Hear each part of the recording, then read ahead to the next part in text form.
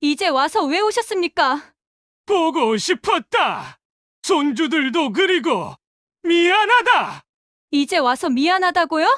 당신이 버린 건 저나 아이들이 아니라 당신 아들이었어요. 나도 그걸 안다. 매일 밤 후회했다. 후회로 사람이 돌아오나요? 아니, 하지만 그 아들의 아이들은 아직 내 손주야. 그 한마디 너무 늦었어요. 그래도 이제는 울 수 있게 해주셔서 고맙습니다. 서울 마포구 한복판에서 모든 게 시작됐다. 부와 명예로 세대를 이어온 집안의 외동아들이 사랑 하나를 위해 모든 것을 버렸다. 그리고 그 사랑의 끝에는 눈물보다 깊은 용서가 있었다. 오늘의 이야기는 체면과 진심, 그리고 세월이 만든 한 가족의 기적 같은 화해를 그린 실화 기반 드라마다. 끝까지 함께하면 사랑이란 단어가 얼마나 무겁고도 따뜻한 의미를 지니는지 느낄 수 있을 것입니다. 구독과 좋아요, 그리고 알림 설정을 해두면 앞으로 더 많은 감동 실화를 누구보다 먼저 만나볼 수 있습니다. 그날 모든 게 변했다. 서울 강남의 고요한 저택 안, 정적을 깨고 들려온 한 남자의 단호한 목소리. 아버지, 이 사람이 제 인생의 전부입니다. 그 목소리 뒤로는 침묵이 길게 흘렀다. 눈빛 하나로도 결단이 보였고 숨결 사이로 단절의 그림자가 드리워졌다. 한 사람은 명예를 지키려 했고 다른 사람은 사랑을 지키려 했다. 그 둘 사이에는 세월이 만든 벽보다 더 단단한 피로 이어진 가문의 그림자가 드리워져 있었다. 아무도 멈추지 못했다. 아니, 멈추려 하지 않았다. 이 싸움은 단순한 결혼 반대가 아니었다. 한 세대의 신념과 또 다른 세대의 진심이 정면으로 부딪히는 순간이었다. 눈부신 샹들리에 아래 숨을 죽인 듯한 고요. 그곳에서 모든 인연이 시작되고 또 무너져 내렸다. 누군가는 체면을 위해 눈을 감았고 누군가는 사랑을 위해 세상을 등졌다. 이야기의 끝에는 용서가 있었다. 하지만 그 용서는 너무 늦게 찾아왔다. 이제 그들의 이야기를 따라가 보자. 누가 옳았고 누가 잘못했는가 보다 더 중요한 것은 결국 무엇을 지키려 했는가였다. 서울 성북동 언덕 위 대문 앞에는 세대를 이어온 부의 상징처럼 웅장한 저택이 서 있었다. 그곳의 주인이자 가문의 가장인 재만 씨는 68세. 젊은 시절 부동산 투기로 막대한 부를 쌓았고 지금도 성공한 인생이라는 말을 들으면 은근한 자부심이 피어오르곤 했다. 그의 하루는 체면으로 시작해 체면으로 끝났다. 남들 앞에서의 태도, 말투, 표정 하나까지 계산되어 있었고 가족 또한 그의 기대치 안에서만 숨을 쉬어야 했다. 그런 재만 씨에게는 외아들 준호 씨가 있었다. 올해 38, 명문대 경영학과를 졸업하고 부친이 운영하는 자산관리 법인에 몸담고 있었다. 그러나 주변 사람들은 모르는 준호 씨만의 결핍이 있었다. 모든 것을 갖췄지만 정작 자신이 원하는 삶은 없었다. 어릴 적부터 재만 씨의 후계자로 길러졌기에 웃는 법보다 버티는 법을 먼저 배워야 했다. 그런 그가 운명처럼 만난 사람이 있었다. 대전의 한 미술관에서 열린 전시회에서 아이들을 위해 그림을 설명하던 전직 미술교사 수진 씨였다. 35세의 수진 씨는 화려함과는 거리가 먼 인물이었다. 오래된 단독주택의 다락방을 개조한 작은 화실에서 그림을 그렸고 아이들에게 무료 미술 수업을 열며 살아갔다. 그녀의 세상은 소박했지만 단단했다. 그리고 그 단단함이 공허함 속에서 흔들리던 준호 씨의 마음을 붙잡았다. 둘은 조용히 사랑을 키워갔다. 서울과 대전을 오가며 편지와 통화로 하루를 나눴다. 돈이나 지위가 아닌 진심과 믿음으로 이어진 관계였다. 처음엔 단순한 동경이었다. 그러나 어느 날 준호 씨는 깨달았다. 수진 씨 곁에서만은 누군가의 아들이 아닌 한 사람으로 존재할 수 있다는 것을. 하지만 두 사람의 관계를 세상이 그렇게 단순히 허락해 줄 리 없었다. 준호 씨가 수진 씨를 가족에게 처음 소개하던 날, 재만 씨의 표정은 싸늘했다. 그는 상대의 직업이나 배경을 듣자마자 곧바로 결론을 내렸다. 교사 출신이라지만 결국 평범한 집안 아닌가? 그 말 한마디에 방 안의 공기가 무거워졌다. 그날 이후 재만 씨는 조용히 사람을 붙여 수진 씨의 신상을 조사했다. 그리고 얼마 지나지 않아 도저히 믿기 힘든 과거가 드러났다. 수진 씨의 어머니 영숙 씨가 젊은 시절 서울 청담동의 고급 요정에서 마담으로 일했었다는 사실이었다. 그 순간 재만 씨의 얼굴에 번진 건 분노와 수치심이었다. 자신이 젊은 시절 단골로 드나들던 그곳, 그리고 그곳의 마담이 바로 며느리의 어머니라니 운명은 잔혹했다. 재만 씨의 머릿속에서는 모든 것이 엉켜버렸다. 체면, 과거, 그리고 아직 오지 않은 미래까지. 그는 곧바로 결론을 내렸다. 그 집안의 피는 절대 우리 가문에 드릴 수 없다. 그 말은 선언이자 단절이었다. 하지만 이 이야기는 거기서 끝나지 않았다. 준호 씨의 선택이 그 이후의 모든 흐름을 바꿔놓았다. 재만 씨의 거실은 늘 그랬듯 조용했다. 하지만 그날만큼은 공기가 다르게 무거웠다. 긴 식탁 끝자리에 앉은 준호 씨는 이미 결심이 서 있었다. 식탁 위에 은수저가 부딪히는 소리조차 두 사람 사이의 냉기를 갈라놓지 못했다. 아버지, 수진 씨와 결혼하겠습니다. 단호한 목소리였다. 떨림도 망설임도 없었다. 그러나 그 말이 끝나자마자 재만 씨의 얼굴에 얇은 미소가 번졌다. 조롱에 가까운 믿기 어렵다는 표정이었다. 준호야, 내가 그 집안 어떤지 다 알아봤다. 그 짧은 한마디가 전부였다. 그 이후의 말들은 칼날처럼 차갑게 흘러나왔다. 그 아이의 어머니, 영숙이라는 여인, 예전에 청담동 라멜 요정의 마담이었다지. 내가 거길 얼마나 드나들었는지 너도 알잖아.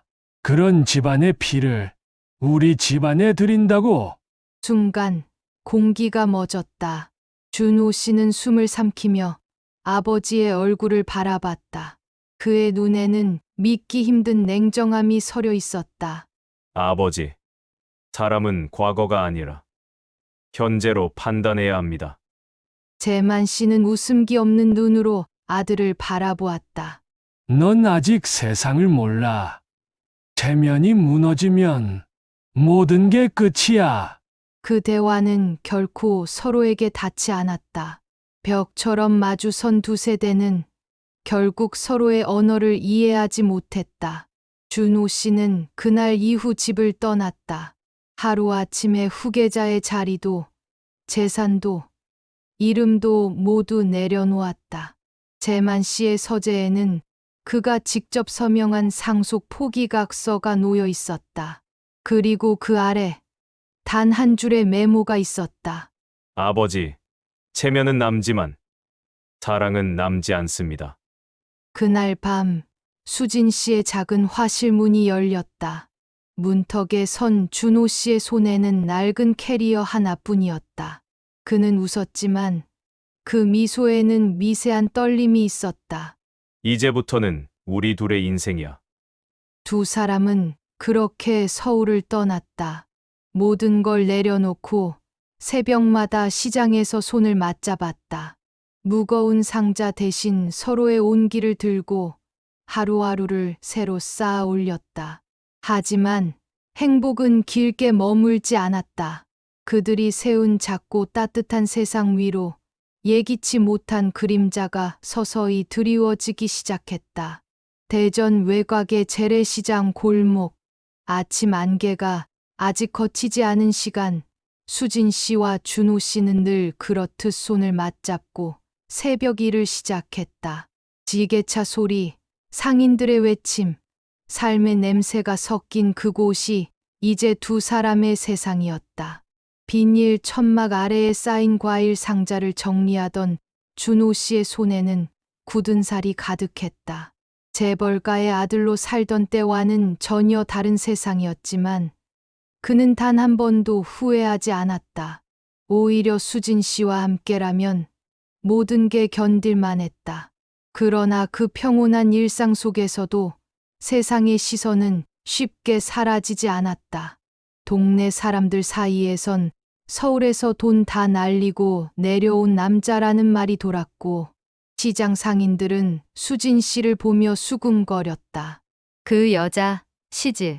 잘못 가서 고생이지. 그 말이 들릴 때마다 수진 씨의 손끝은 더 세게 떨렸다.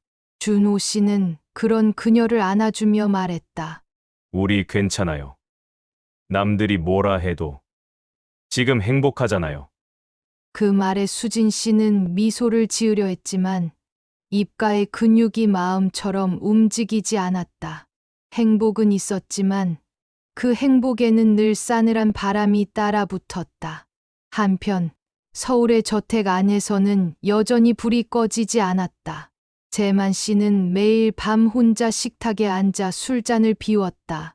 아들의 빈 자리를 마주할 때마다 이상하게도 분노보다 공허함이 먼저 밀려왔다. 하지만 체면이라는 이름의 족쇄는 여전히 그를 붙잡고 있었다.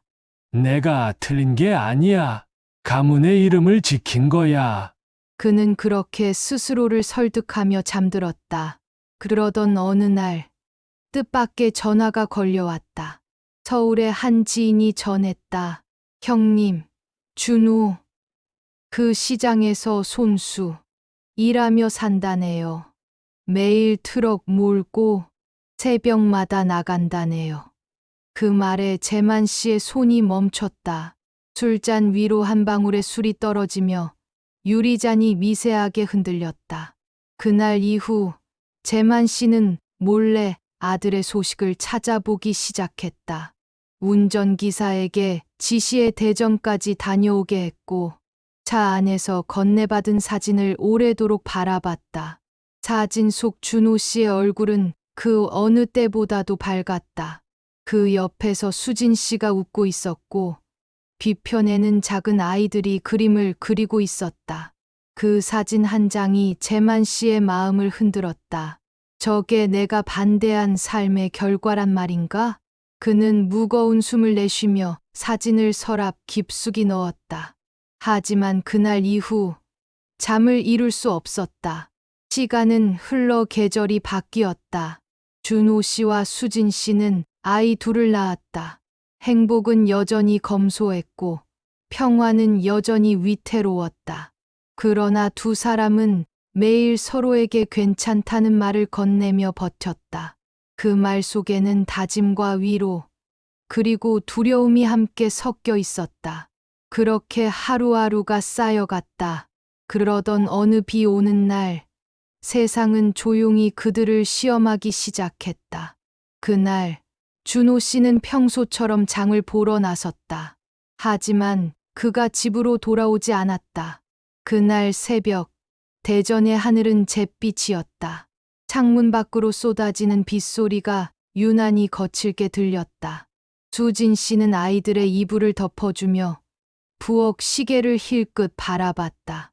평소라면 이미 문 앞에서 다녀왔어요. 하는 준호 씨의 목소리가 들려와야 할 시간이었지만 그날은 이상하리만큼 조용했다. 시간이 지나도 발소리가 들리지 않았다. 불안이 스멀스멀 가슴을 감쌌다. 수진 씨는 젖은 우비를 걸치고 거리로 나섰다. 시장까지의 길, 버스 정류장, 단골 포장마차 앞까지 어디에도 그 모습은 없었다. 그리고 다음 날 아침, 낯선 경찰 2명이 문 앞에 섰다. 그들의 표정은 이미 모든 것을 말해주고 있었다. 신원 확인 부탁드립니다. 사고 현장에서 이걸 발견했습니다. 경찰의 손에는 검게 젖은 지갑 하나가 들려 있었다. 그 안에는 가족 사진 한 장이 있었다. 아이 둘을 품에 안은 준호 씨의 환한 웃음. 그 순간 세상이 무너졌다. 수진 씨의 입술이 말라붙었고 눈동자는 초점을 잃었다. 그날 밤 병원 안의 형광등 아래에서 시트로 덮인 준호 씨의 얼굴을 마주했을 때 숨이 끊어질 듯한 고통이 가슴을 찔렀다. 이럴 리 없어. 목소리는 부서진 유리처럼 갈라졌다. 하지만 현실은 잔인했다. 운전자는 도주했고 목격자는 없었다. 사건은 미결로 남았다. 그 후의 시간은 기억조차 흐릿했다. 장례식, 서류, 위로의 말들, 모두가 스쳐 지나가는 것 같았다. 단 하나 선명했던 건 아이들의 울음뿐이었다. 그 울음이 수진 씨를 다시 일으켜 세웠다. 눈물 대신 손에 남은 건 버려진 리어카 하나였다. 그녀는 그 리어카를 붙잡았다. 새벽마다 폐지를 주워 팔았고 낮에는 남의 집 청소를 다녔다. 손톱이 닳고 손바닥이 갈라져도 멈출 수 없었다. 먹여야 했고 살아야 했기 때문이었다. 그 사이 서울의 저택에서도 한 통의 소식이 전해졌다. 재만 씨는 우연히 신문사회면 한 구석에서 그 사고 기사를 보았다. 대전시장 앞 교차로 30대 남성 뺑소니 사망. 그 이름을 읽는 순간 손끝이 차갑게 얼어붙었다. 기사는 짧았지만 그 안의 현실은 너무 길었다. 신문을 손에서 떨어뜨린 재만 씨는 그대로 바닥에 주저앉았다. 모든 소리가 멎고 오직 심장 소리만 들렸다. 내가 내 손으로 그 아이를 내쳤는데. 목소리는 허공 속으로 흩어졌다. 그 순간 가문의 체면이라는 단어가 얼마나 공허한지 처음으로 깨달았다. 하지만 그는 끝내 대전으로 향하지 못했다. 수십 번 전화를 걸었다가 끊고 편지를 쓰다 찢었다. 세월의 오만이 자존심을 앞질렀고 죄책감은 그보다 더 깊게 스며들었다. 한편 수진 씨는 여전히 아이들과 함께 버텼다. 겨울이 다가올수록 냉기가 뼛속으로 스며들었고 아이들은 헌 옷 위에 헝겊을 덧대 입었다. 그래도 매일 아침 서로를 안으며 말했다. 괜찮아. 우리 셋이니까 괜찮아. 그 말이 거짓이라는 걸 알면서도 그녀는 매일 그렇게 다짐했다. 그리고 그 거짓된 다짐이 곧 현실을 버티게 해주는 유일한 힘이 되었다. 그 겨울이 끝나갈 무렵 한 통의 낯선 전화가 걸려왔다. 혹시 김수진 씨 맞으시죠? 어떤 분이 시장에서 당신을 찾고 계십니다. 그 목소리에는 묘한 떨림이 섞여 있었다. 수진 씨는 잠시 멈칫했지만 곧 무심하게 리어카 손잡이를 다시 잡았다. 잘못 거신 것 같아요. 하지만 그 전화는 단순한 오해가 아니었다. 그 순간부터 멀리서 다시 하나의 인연이 서서히 다가오고 있었다. 겨울의 끝자락, 대전의 골목은 살을 애는 찬바람으로 뒤덮여 있었다. 수진 씨는 허름한 목도리로 아이의 얼굴을 감싸며 리어카를 끌고 있었다. 폐지가 쌓일수록 리어카의 바퀴는 무겁게 삐걱거렸고 손끝의 감각은 이미 사라진 지 오래였다. 그러나 멈출 수 없었다. 오늘 버텨야 내일이 있었다. 그날도 평소처럼 시장을 돌고 돌아 구청 근처를 지나던 중이었다. 하늘은 흐렸고 길 위에는 묘하게 낯선 냄새가 떠돌았다. 그때였다. 검은 세단 한 대가 조용히 골목 입구에 멈춰 섰다. 처음엔 눈에 띄지도 않았다. 하지만 차창 너머로 느껴지는 시선은 묘하게 낯익었다. 수진 씨는 고개를 숙이고 리어카를 밀었다. 눈길 위에 바퀴가 미끄러지며 덜컥 소리를 냈다. 그 순간 차 문이 열렸다.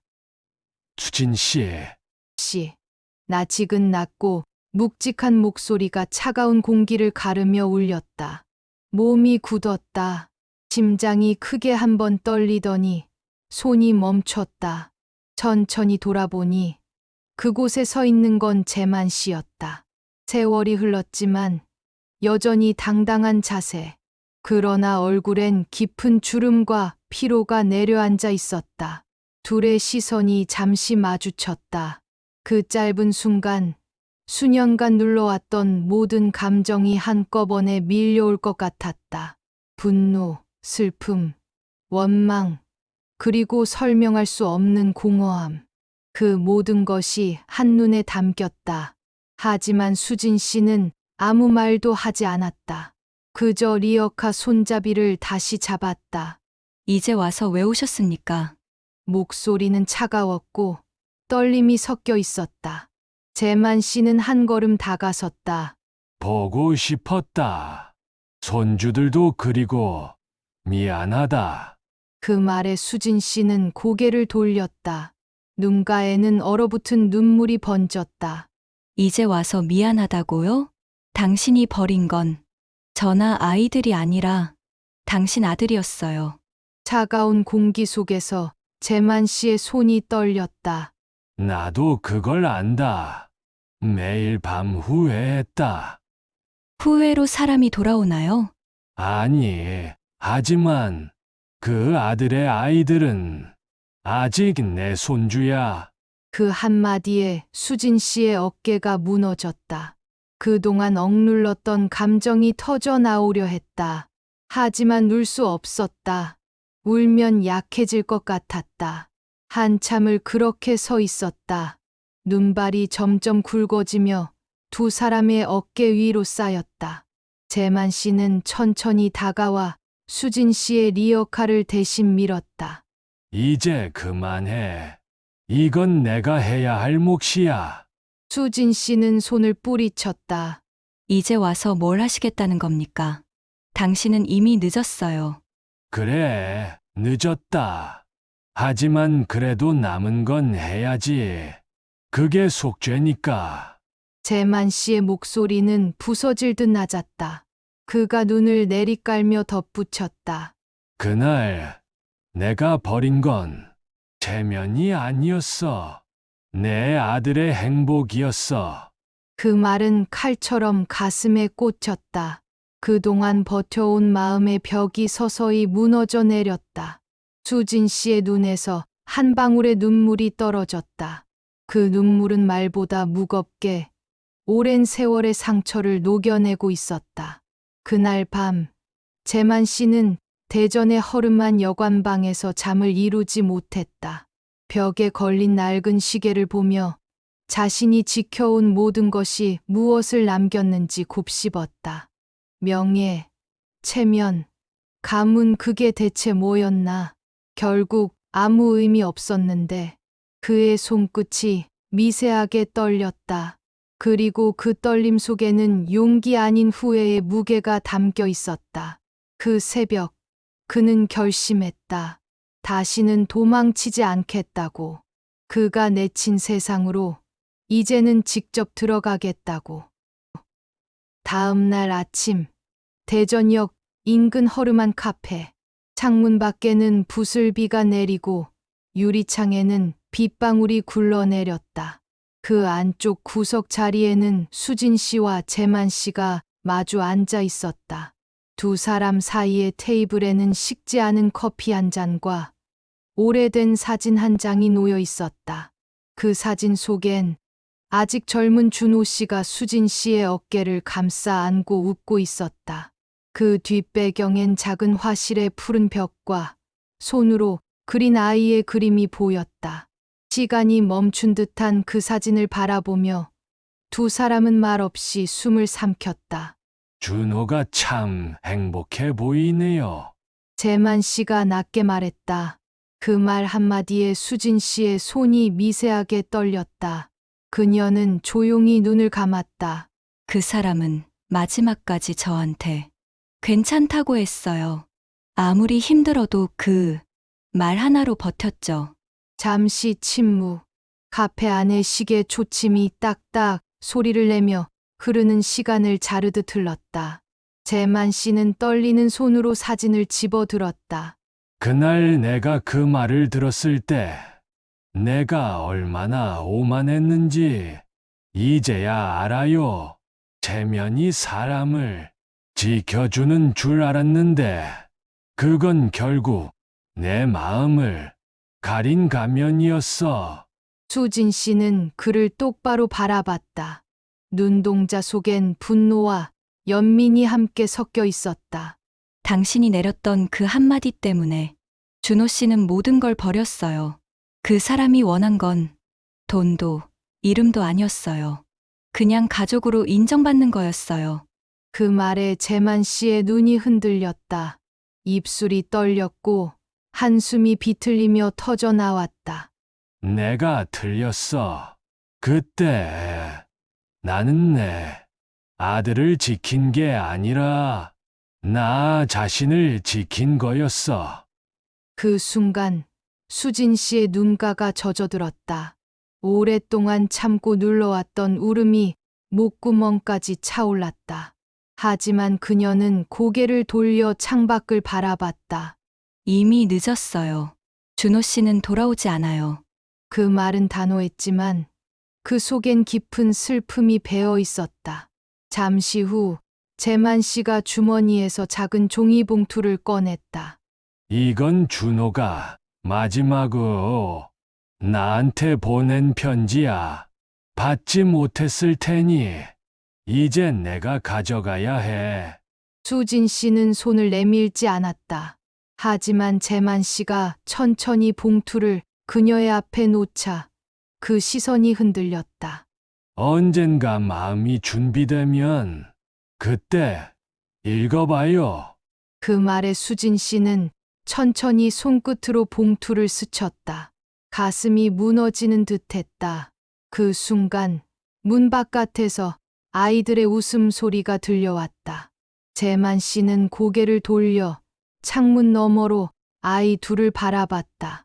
빗속에서도 뛰어노는 아이들, 준호 씨의 눈매와 닮아 있었다. 저 아이들이 준호의 피를 이어받았구나. 그의 목소리는 이내 떨림으로 변했다. 이 아이들에게는 내 죄를 지우게 해선 안 되겠지. 그 말에 수진 씨는 고개를 숙였다. 눈물이 떨어졌다. 떨어진 눈물은 커피잔 위에 닿아 조용히 퍼졌다. 그리고 아주 오랜 침묵이 흘렀다. 재만 씨는 천천히 자리에서 일어나 문 앞에 섰다. 돌아서기 전 마지막으로 수진 씨를 향해 말했다. 내가 할 수 있는 게 있다면 이제는 그게 어떤 모양이든 하겠습니다. 준호가 남긴 사랑, 그건 내가 지키겠습니다. 그 말을 남기고 문이 닫히는 순간 수진 씨의 눈에서 참았던 눈물이 터져 나왔다. 그 울음은 조용했지만 온 세월이 쏟아지는 듯 깊고 길었다. 그날 두 사람은 서로를 완전히 용서하지는 못했지만 분명 무너진 가슴 어딘가에 다시 숨결 하나가 피어나고 있었다. 눈발이 거세게 흩날리던 그날 저녁, 대전역 근처 좁은 골목길을 따라 한 줄의 미약한 불빛이 새어나왔다. 그 빛은 허름한 단층집의 창문에서 새어나오는 것이었고, 그 안에서는 수진 씨가 조용히 편지 한 장을 쥔 채 앉아 있었다. 낡은 봉투 위에는 또렷하게 쓰여 있었다. 아버지께 드리지 못한 편지 준호. 손끝이 떨렸다. 그녀는 오랫동안 봉투를 바라보다가 천천히 봉인을 뜯었다. 그리고 조심스레 종이를 펼쳤다. 아버지, 사랑하는 수진과 아이들을 지키기 위해 전 떠납니다. 아버지가 언젠가 제 진심을 이해해 주시길 바랍니다. 제가 드리고 싶은 말은 단 한 가지예요. 사람의 가치는 이름으로 남는 게 아니라 사랑으로 남는다는 것. 만약 제가 없는 세상에서라도 수진과 아이들을 보신다면 제 목까지 안아주세요. 그게 제 마지막 부탁입니다. 편지의 마지막 줄은 번져 있었다. 잉크가 번진 자국이 마치 눈물처럼 흐려져 있었다. 수진 씨는 그 문장을 끝까지 읽지 못했다. 손끝이 종이를 움켜쥐며 구겨졌다. 준호 씨, 목소리는 바람처럼 희미했다. 그 순간 문 밖에서 조용한 발소리가 들려왔다. 낯익은 그림자가 문 앞에 서 있었다. 재만 씨였다. 그는 한참 동안 문 앞에 서 있다가 조용히 들어왔다. 그의 손에는 무언가가 들려 있었다. 작은 상자 하나였다. 이건 준호의 물건이야. 상자 안에는 시계 하나가 들어 있었다. 유리 앞면이 금이 가 있었고 뒷면에는 작은 각인이 새겨져 있었다. To father, from your son. 그 문장을 보는 순간 재만 씨의 눈이 젖었다. 그는 떨리는 손으로 시계를 쥐며 말했다. 이게 그 아이가 내게 주려던 선물이었대. 그날 만나기로 했는데 내가 거절했어. 그땐 체면이 전부라 생각했거든. 말끝이 흐려졌다. 재만 씨는 그 시계를 조심스레 식탁 위에 내려놓았다. 내가 이제야 왔지만 그래도 늦기 전에 해야 할 일이 있지 않겠나. 그는 깊은 숨을 들이쉬며 아이들이 있는 방으로 걸어갔다. 문틈으로 들여다보니 작은 두 아이가 서로 껴안은 채 잠들어 있었다. 담요 위에는 낡은 곰 인형 하나가 놓여 있었다. 준호 씨가 직접 만들어준 인형이었다. 재만 씨는 잠시 그 모습을 바라보다가 두 아이의 손을 조심스럽게 잡았다. 미안하다, 할아버지가. 너무 늦었구나. 그 한마디가 공기 속에 번지며 오래된 집 안에 잔잔한 울림을 남겼다. 그날 이후 재만 씨는 결심했다. 서울의 큰 집을 정리하고 모든 재산을 팔았다. 그리고 대전으로 내려왔다. 수진 씨와 아이들이 더 이상 굶거나 추위에 떨지 않게 하기 위해 주변 사람들은 믿기 어려워했다. 성북동의 재만 씨가 직접 내려가서 손주 키운다고? 하지만 그는 그 어떤 소문에도 신경 쓰지 않았다. 이제라도 바로잡아야 해. 체면이 아니라 인간으로서. 그 말은 단순한 후회가 아니었다. 그는 매일 새벽 수진 씨와 함께 시장에 나갔다. 손에 장갑을 끼고 무거운 상자를 옮기며 땀을 흘렸다. 그 손끝에서 비로소 죄책감이 아니라 책임이 피어났다. 아이들은 처음엔 낯설어했지만 곧 그를 따랐다. 할아버지, 우리 아빠는 하늘에서 보고 있을까요? 그 질문에 재만 씨는 목이 메었다. 그래, 보고 있지. 내가 웃는 거 보면서 분명히. 그 순간 수진 씨는 뒤에서 조용히 그 장면을 바라봤다. 가슴속 깊은 곳에서 오래된 원망이 천천히 녹아내리고 있었다. 눈물이 아닌 묘한 평온이 찾아왔다. 그날 밤 세 사람은 한 식탁에 앉았다.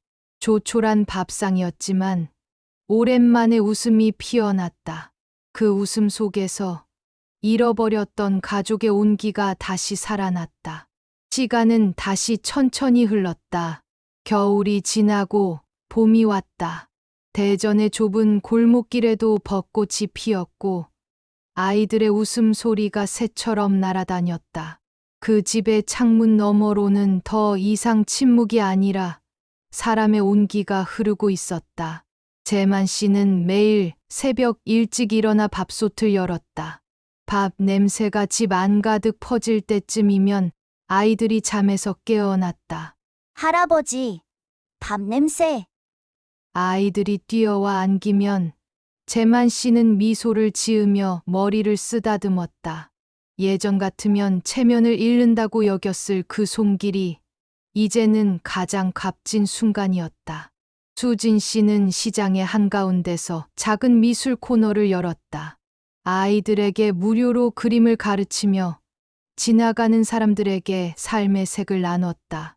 그 옆에서 재만 씨는 리어카 대신 나무 벤치를 고치고 간판을 손수 달았다. 그의 손끝에서 흙과 땀이 뒤섞였지만 그 얼굴에는 오랜만에 평화가 머물렀다. 밤이 되면 세 사람은 함께 앉아 사진첩을 펼쳤다. 준호 씨의 웃는 얼굴, 어린 시절의 기억, 그리고 남겨진 시간들. 그 사진을 볼 때마다 수진 씨의 눈가가 젖었고 재만 씨는 아무 말 없이 고개를 숙였다. 그 침묵은 사죄였고 동시에 이해였다. 한 달, 두 달, 세 달이 흘렀다.